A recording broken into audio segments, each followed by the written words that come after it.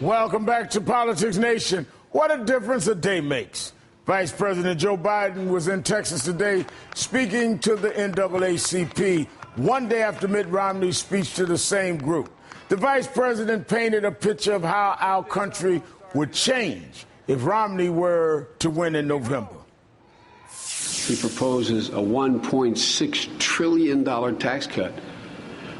The people who can qualify are only people who make $1 million or more. He eliminates college tuition tax credit, the earned income tax credit, and the child tax credit are cut. The result?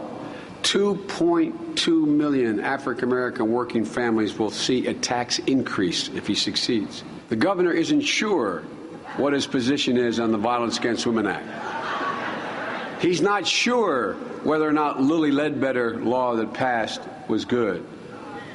But he is certain of what his position is on Roe v. Wade. Overturn it.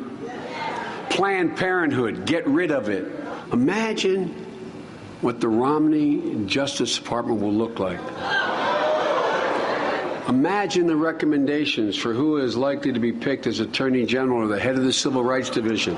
Imagine what the Supreme Court will look like after 4 years of a Romney presidency.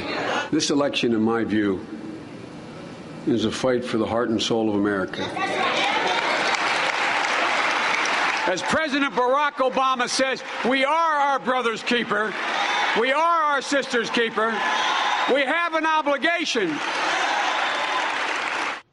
Joining me now is Nia Malika Henderson, national political reporter for the Washington Post, and Bob Franken, King Features syndicated columnist. Thanks to both of you for being here tonight. Thank you, Al. Nia Malika, let me start with you. That was a very tough attack from Vice President Biden. What do you make of it? That's right. It was a tough attack. And let's face it, this is what a vice president is supposed to do in campaign season. They're supposed to go after the candidate. And obviously, Romney's got to figure out who his vice president is going to be. They'll likely take the same role. But what he did was he laid out what George Bush used to call the vision thing. The vision that Barack Obama is laying out for this country, which Biden says is very different than the vision that Mitt Romney is laying out for this country. Remember that Barack Obama's running on this idea of forward movement, of progress, and they are trying, obviously, to link Mitt Romney to the past, to less progressive policies. He talked about what sort of Justice Department that would exist under the Mitt Romney presidency, and he obviously knows this audience. He's someone who's a friend of the NAACP, and he was speaking to their concerns, following up in large measure on what Attorney General Eric Holder said, talking about these voting rights laws, these voter ID laws that are cropping up in dozens of states around the country. So then that's why you saw that he had one big amen corner in that audience there, and they were booing at the end because they didn't want him to leave the stage. Very different from what we saw from Mitt Romney. What do you make of it, Bob?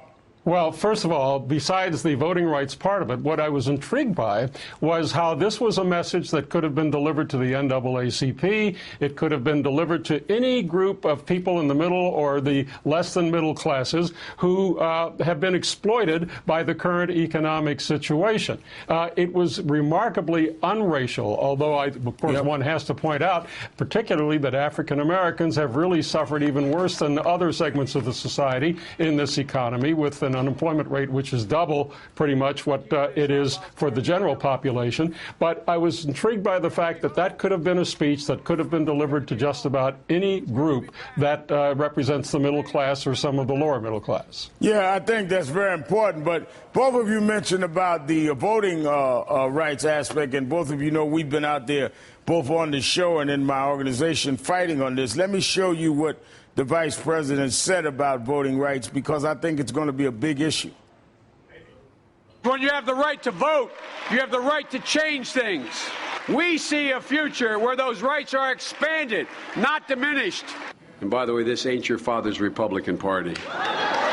Remember working with Republicans on motor voter, on expanding the franchise, on early voting, on voting by mail. Some of these were Republican ideas.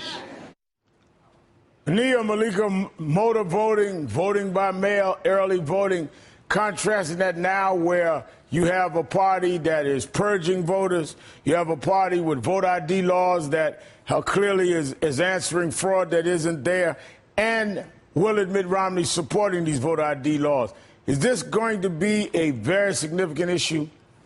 Well, of course, you remember that Mitt Romney did not address it in his speech there yesterday. He likely would have gotten a chorus of boos if he would have come out with his position, which is that he backs these laws. The Democratic Party, obviously very aware that these laws are on the books. They've got people, attorneys in all of these states trying to fight these laws, which they say will suppress a great deal of particularly the African-American community, minority communities, younger people, older people who might not have these certain IDs that would be necessary to cast a ballot. And you heard Attorney General Eric Holder in very strong language likening these laws to a poll tax. It's going to be very much, I think, a rallying cry for Democrats in these states to not only push back against them, but try to get these laws repealed on the books. And I think it's going to be a real source of energizing and organizing for these progressive groups. Now, Bob, you talked about how the vice president's speech could have been made any number of places because it was, as you used the term, unracial. A Pew poll showing President Obama beats Romney 2-1 when voters were asked who would do the best, quote, dealing with problems of poor people. President Obama, 60%, Mitt Romney, 30%. Clearly, this appeal to middle class and working poor people, according to the polls, is resonating on behalf of the president. Well, one would think. I mean, Mitt Romney can put lipstick on this pig all he wants, but really he is the person, the spokesman for the 1/10% He is the one who speaks for that small group, and they're able to confuse things a lot. But the simple fact of the matter is that they are representing their very selfish interests, and the rest of the country be damned. That is a message that they haven't been able to gussy up as much as they'd like. Now, Nia Malika, the president did an interview with CBS, and he said something very interesting. He talked about where he thought his one big failure was. Listen to this. The mistake of my first couple of years was thinking that this job was just about getting the policy right. And then in my first 2 years, I think the notion was, well, you know, he's been juggling and managing a lot of stuff, but, you know, where's the story that tells us where he's going? And I think that was a legitimate criticism.